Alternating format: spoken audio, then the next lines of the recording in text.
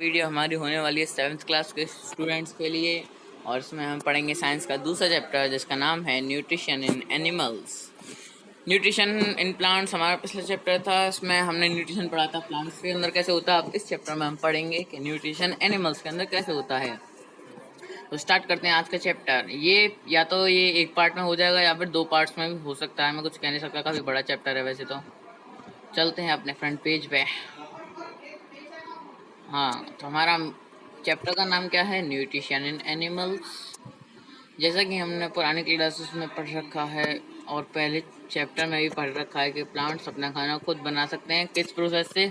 उस प्रोसेस का नाम है फोटोसिंथेसिस। बट एनिमल्स अपना खाना खुद नहीं बना सकते क्योंकि जो हमारे प्लांट्स होते हैं वो ऑटोट्रॉफ्स होते हैं और एनिमल्स हेटरोट्रॉफ्स होते हैं।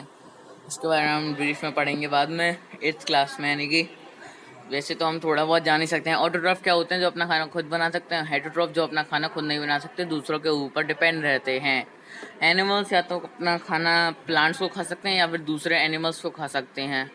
उनका खाना ज़्यादातर यही होता है। सम एनिमल्स बहुत से एनिमल ऐसे होते हैं जो प्लांट और एनिमल दोनों खाते हैं। हम ह्यूमन्स हैं, हम भी खाते हैं। हमें खाने की क्या ज़रूरत होती है? हमें अपनी ग्रोथ बड़े होने के लिए, हमारे शरीर में कहीं चोट लग जाए वो सही होने के लिए और हमारा शरीर काम करे उसके लिए। Animal nutrition includes nutrition requirement mode of intake. इसमें हम ये पढ़ेंगे कि एनिमल जो खाना खाते हैं उसमें क्या क्या टॉपिक हैं।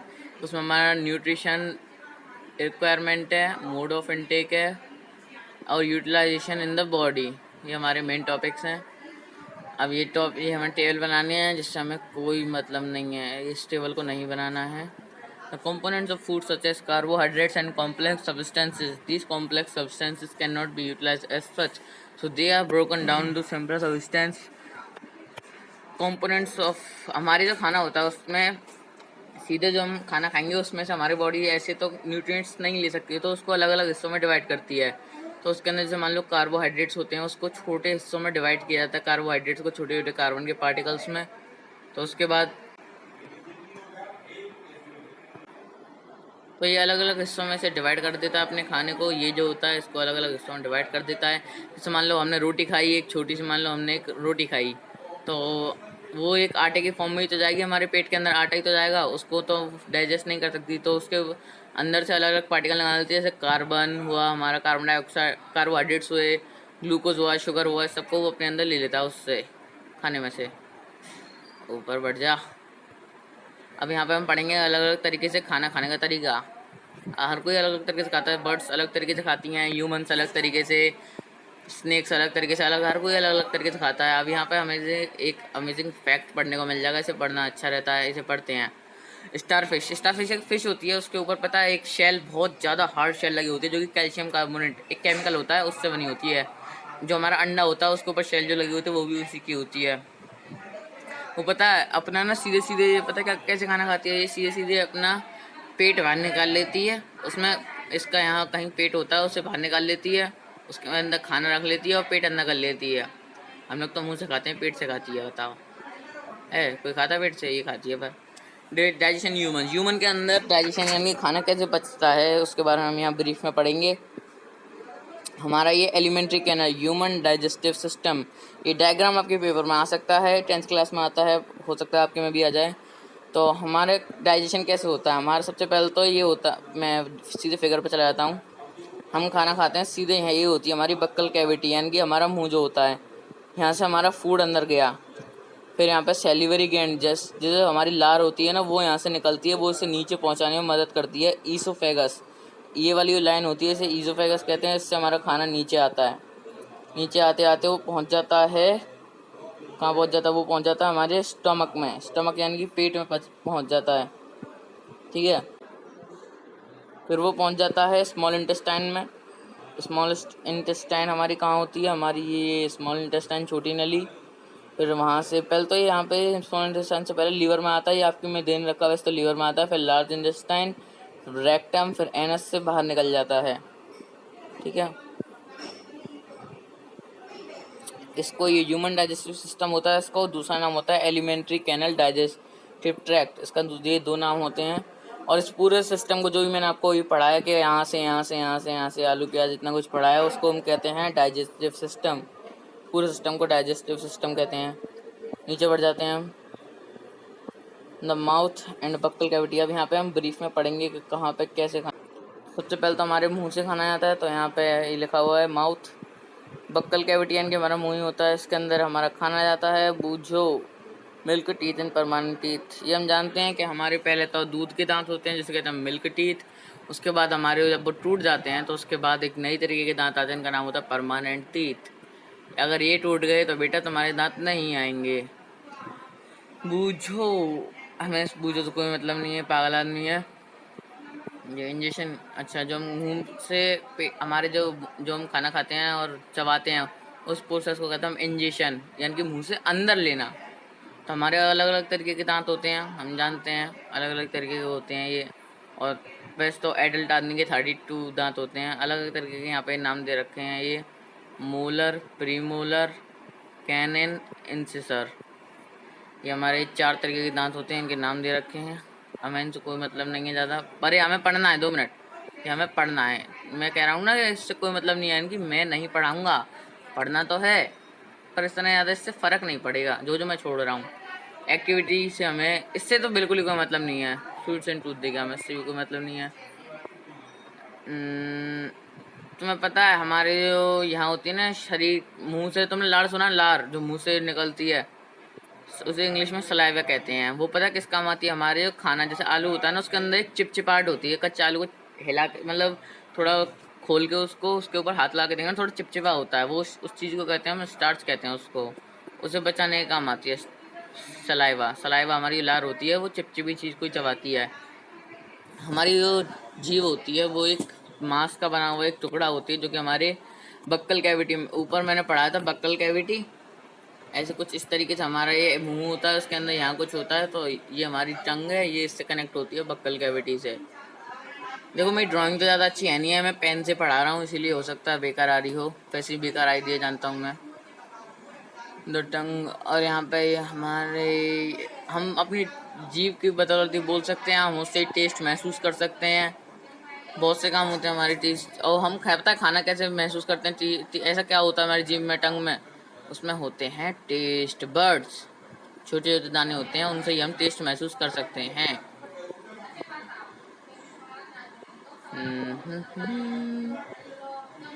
फूड पाइप, हमारा नेक्स्ट टॉपिक आ गया फूड पाइप। देखो ये सब ना तुम्हें 10th में भी पढ़ने को मिलेगा, इसलिए अच्छे से पढ़ लेना। ये हमारी फूड पाइप जिसका नाम होता है oesophagus. The swallowed food passes into the food pipe और ईसोफेगस। हमने जो मुंह से खाना अंदर लिया वो हमारे अब गले में आएगा, गले से एक नली होती है पाइप जिसका नाम होता है ईसोफेगस। ये हमारी ईसोफेगस है, यहाँ से हमारा खाना पेट मुंह के अंदर, मुंह से यहाँ अंदर आता है। ईसोफेगस से यहाँ ये हमारा, मैं बताता हूँ, ये होता है हमारा ईसोफेगस, जिससे खाना पेट के अंदर जाता है। ये हमारा यहाँ पेट का गंदा सा स्ट्रक्चर बना के दे दिया इन लोगों ने ये।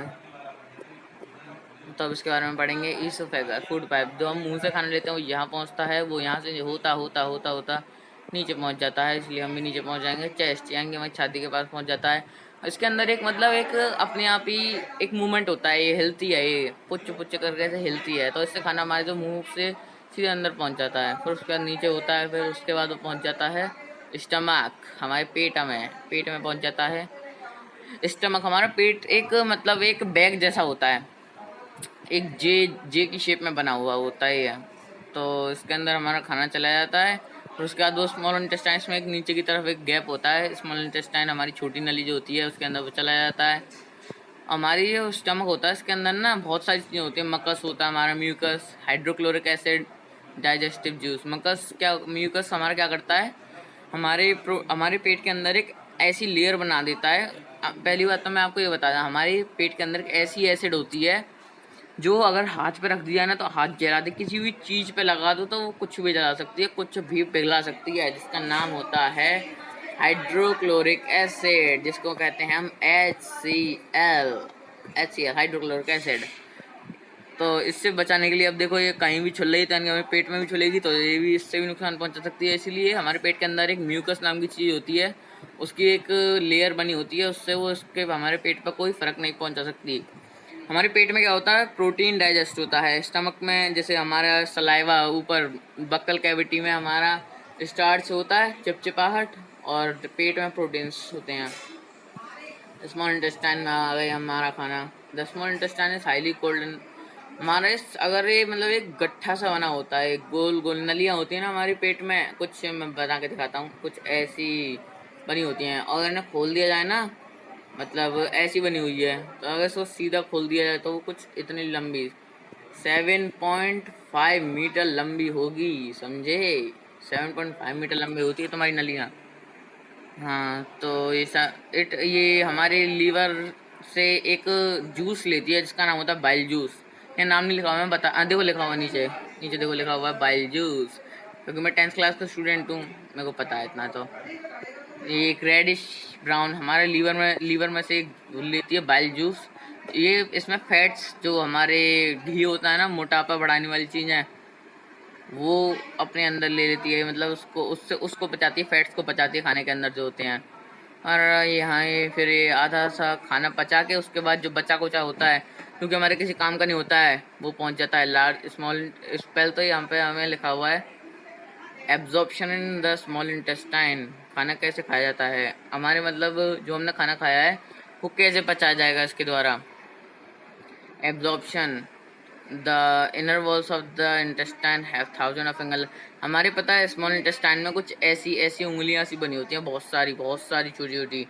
ये हमारे इसके अंदर एक, यहाँ से खाना आ रहा मान लो हमारा, अरे ये क्या भूल जाता है यार, खाना आ रहा है हमारा, तो ये अपने आप ही नीचे पहुँचा देगा इस खाने को, पुच्छ पुच्छ होता रहेगा, ये भी बंद खोल से नीचे पहुँच जाएगा और लार्ज इंटेस्टाइन में। हर विलाई का एक काम होता है, ये स्मॉल ब्लड वेसल्स से कनेक्टेड होती हैं, छोटे वाले ब्लड वेसल्स से इसके सरफेस पे लगे हुए होते हैं, जिससे जो हमारे खाने के अंदर के जो फूड मटेरियल, जो उसके अंदर से विटामिन, प्रोटीन, जितना भी कुछ निकलता है वो हमारे ब्लड में ट्रांसफ़र हो जाता है, और जिस चीज़ की हमें ज़रूरत नहीं होती है वो हमारा लार्ज इंटेस्टाइन बन जाता है। जो ये प्रोसेस होता है ना, ये हमने जो रोटी खाई थी पहले, स्टार्टिंग में रोटी तो खाई थी, उसका जो आटा बना पेट में जाके, कच्चा आटा सा पका हुआ आटा, उसके अंदर के वो सामान निकाल के, कार्बोहाइड्रेट्स, प्रोटीन्स, फैट, ये सब निकल के हमारे शरीर में ट्रांसफ़र होना, हमारे शरीर है तो इसके अंदर ट्रांसफ़र होने वाले प्रोसेस को क्या कहते हैं हम, एसिमिलेशन। ध्यान से समझ लो, फिर से बता रहा हूँ। हमने रोटी खाई, वो आटा बन गई, उसके अंदर से न्यूट्रिएंट निकाले, उसके बाद वो हमारे बॉडी ने जब एब्जॉर्ब किया उसे कहेंगे हम एसिमिलेशन। याद रखना। इन द सेल्स ग्लूकोज, हमारे सेल्स के अंदर ग्लूकोज, हमें देखो खाना, हमें एनर्जी क्या चाहिए होती है, हमारी जो एनर्जी का सोर्स होता है वो होता है ग्लूकोज। हमारे अंदर जैसे कोई किसी की ताकत की कमी हो जाती है तो उसे ग्लूकोज की बोतल चढ़ाई जाती है ना, तो हमारा मेन पावर सोर्स होता है वो ग्लूकोज होता है। हमारा खाना ग्लूकोज में ही कन्वर्ट होकर हमारे सेल्स, बॉडी के अंदर कुछ सेल्स होते हैं, बैटरी वाले सेल नहीं, ऐसे छोटे, बहुत ज़्यादा छोटे छोटे सेल होते हैं, हमारी बॉडी के अंदर प्रेजेंट होते हैं,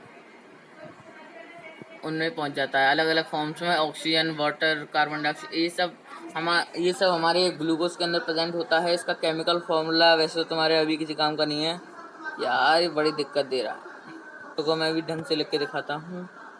इसका होता है नाम, रुको मैं यहाँ नीचे लिख दे रहा हूँ, बहुत दुखी कर लिया इसने।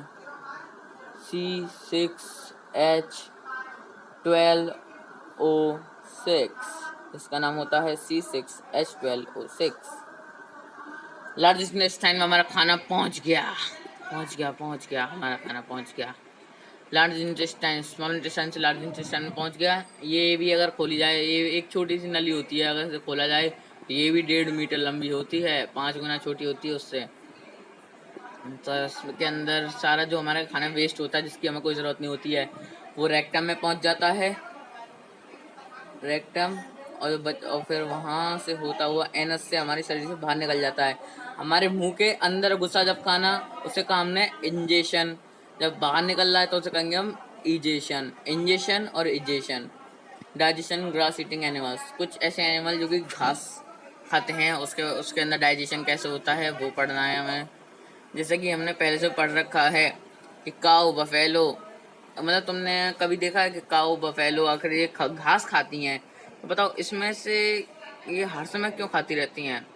ऐसा नहीं लगता कि हर समय इनके मुंह में कुछ चल रहा होता है, चाहे इनके मुंह में कुछ होना है। Actually they quick swallow the grass and store.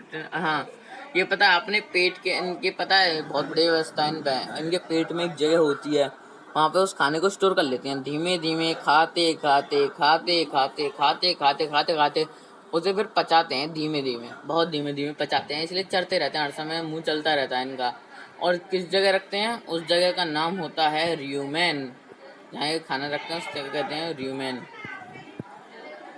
और ये थोड़ा थोड़ा खाते रहते हैं, पार्शियली डाइजेस्टेड, जो आधा सा ये पच जाता है मुंह में ही, तो उसका नाम कहते हैं कट, जो थोड़ा बहुत पच जाता है। फिर उसके बाद वो कट फिर से मुंह में चला जाता है, फिर उसे धीमे धीमे लमसम धीमे धीमे धीमे धीमे चबाते रहते हैं। इस चीज़ को हम क्या कहते हैं, र्यूमिनेशन। और जो ऐसा काम करते हैं उनको कहते हैं र्यूमिनेंट्स, ऐसे एनिमल्स को र्यूमिनेंट्स कहते हैं। द ग्रास इन रिच, हाँ पता है इनको इससे कैसे मिल जाती ताकत। अब तुम सोच रहे खाने में कैसे कन्वर्ट, हमें खाने की ज़रूरत नहीं है, हमें ज़रूरत है कार्बोहाइड्रेट की, ग्लूकोज की, सेल्यूलोज की, इन सब चीज़ों की ज़रूरत है, खाने की ज़रूरत नहीं है। तो इसके अंदर इसे बहुत ज़्यादा मात्रा में मिल जाता है। तो यहाँ पे देखो, मैं तुम्हें दिखाता हूँ, ये इसके अंदर भी एक एसोफेगस होता है, यहाँ पे थोड़ा बहुत बच गया, लौट गया, अब मस्त चल रही है। फिर उसके बाद जाएगा र्यूमेन से स्मॉल इंटेस्टाइन, फिर एक बाहर निकल जाएगा, समझ गए, हंसो मत अब। The grass is rich in cellulose, हाँ बैक्टीरिया, र्यूमेन के अंदर बैक्टीरिया होता है जो कि इसको खाने में पचाने में मदद करता है। हमारे अंदर सेल्यूलोज पचान डज नॉट कैन नॉट, हमारे हम सेल्यूलोज की ज़रूरत नहीं होती, हम सेल्यूलोज नहीं पचा सकते, ना हमें पचाना। एनिमल्स लाइक, हमें पचाना है, सॉरी पचाना तो है पर हम पचा नहीं सकते, इसलिए हम खाने की फॉर्म में खाते हैं। घास खाएंगे तो नहीं मिलेगा हमको, समझ रहे हो, अब तुम घास खा लोगे तो तुम्हें ताकत नहीं मिलेगी। हॉर्स, रैबिट, ये सब भी एक ऐसी खाते हैं खाना, इनके अंदर एक सैक लाइक स्ट्रक्चर, एक ऐसा स्ट्रक्चर होता है, उसे कहते हैं हम कि केकम, केकम ईसोफेगस और स्मॉल इंटेस्टाइन के बीच में होता है, जो कि द फिगर 2.9 देख लो, फिगर 2.9 का हमारा यहाँ पे होता है, ये इसके बीच में, यहाँ पे कहाँ थे हम, oesophagus, the cellulose of the food is digested, यहीं पे ये अपना सेल्यूलोज पचाते हैं, और बैक्टीरिया जो कि इसके अंदर, जो हमारे अंदर प्रेजेंट नहीं होते, वो इनके यहीं प्रेजेंट होते हैं और यहीं से खाना पचाते हैं ये। तो हमने अब यहाँ बहुत से एनिमल्स के बारे में पढ़ लिया, अब ज़्यादा पढ़ने का तो वैसे मन कर रहा नहीं है, सोच रहे हैं बाद में पढ़ा दूँ, या बाद में पढ़ोगे या अभी पढ़ोगे। हमने कितना पढ़ लिया वैसे, अभी 8 चैप्टर पढ़ लिया, लगभग आधा 100 चैप्टर पढ़, देखें कितना, अरे ये क्या, पूरे चैप्टर खत्म हो गए, तो बस कहाँ थे हम यार, हाँ बस ये लास्ट टॉपिक रह गया, ऐसा चैप्टर खत्म, यहाँ पे पढ़ना है। अमीबा, देखो एक बहुत छोटा सा एक ऑर्गेनिज्म होता है, माइक्रो ऑर्गेनिज्म, जिसमें हम अपनी आंखों से नहीं देख सकते, और उसके अंदर एक ही सेल होता है, ज़्यादा सेल नहीं होते। पॉन्ड वाटर है, पॉन्ड में जो पानी होता है उसमें पाया जाता है वैसे तो ज़्यादातर। अमीबा के ऊपर एक मेम्ब्रेन यानी कि एक लेयर लगी होती है, इसकी कोई फिक्स शेप नहीं होती है, ये अपनी शेप कैसे भी चेंज कर सकती है। ये वैसे ज़्यादातर राउंड होती है, गोल होती है। इसके ऊपर एक न्यूक्लियस होता है, न्यूक्लियस जो कि ब्रेन ऑफ द सेल, ये मेन होता है हमारे सेल के अंदर, ये तो सिंगल सेल है तो इसके ऊपर एक न्यूक्लियस है। और ये हर समय देख लो, मैंने बोला था ना, ये हर समय अपनी शेप चेंज करती रहती है और पोजीशन चेंज करती रहती है। इसके ये पता है ये खाना कैसे खाती है, हमारी अमीबा की शेप कुछ, रुको बना के दिखाता, ढंग से बनाऊंगा इस बार, ऐसी होती है ये ना, अपने इस हिस्से को यूँ निकाल के, मान लो यहाँ खाना पड़ा हुआ है तो इसे यूँ रख लेगी, उसके बाद इसके ऊपर ही बैठ जाएगी खाने के ऊपर, फिर इसे पचाती रहेगी, पचने के बाद उसे पीछे से बाहर निकाल देगी। अब यहाँ हम ढंग से पढ़ ले रहे हैं। इसके अंदर एक ऐसी चीज़ होती है स्यूडोपोडिया जिसे कहते हैं, ये दिख रहा है, ये रुको मैं यार, ये इनको ही आगे बढ़ा देती है स्यूडोपोडियम, या इनको कह लो, यहाँ पे ये खाना रखा हुआ है, मान लो ढंग से दिखाता हूँ, ये हमारा खाना, कौन सा खाना है हमारा, ये है हमारा खाना, ठीक है। अब इसे इन इन दोनों हिस्सों को निकाल के, देख रहे हो ध्यान से, ये ऐसे उसके ऊपर बैठ जाएगी, फिर धीमे धीमे से पचाएगी। स्यूडोपोडिया का मतलब होता है नकली पैर, इनकी कैसे भी अपनी शेप चेंज कर सकती है। फिर उसके ऊपर बैठ के अपने, इसके ऊपर एक फूड वैक्यूल नाम की चीज़ होती है, उसके ऊपर यहाँ ये खाना रख ले, ये तो हमारा न्यूक्लियस है, यहाँ पे कोई फूड वैक्यूल है ये, यहाँ पे खाना रख के पचाती रहती है मस्त आराम से। और जब उसके अंदर से सारी वो खींच लेती है जो मेन मेन चीज़ें हैं फूड वैक्यूल में खींच लेती है, तब उसके बाद उसे निकाल देती है अपनी बॉडी से। और ये हमारा चैप्टर हो गया खत्म। बाय बाय, मिलते हैं अगले एपिसोड।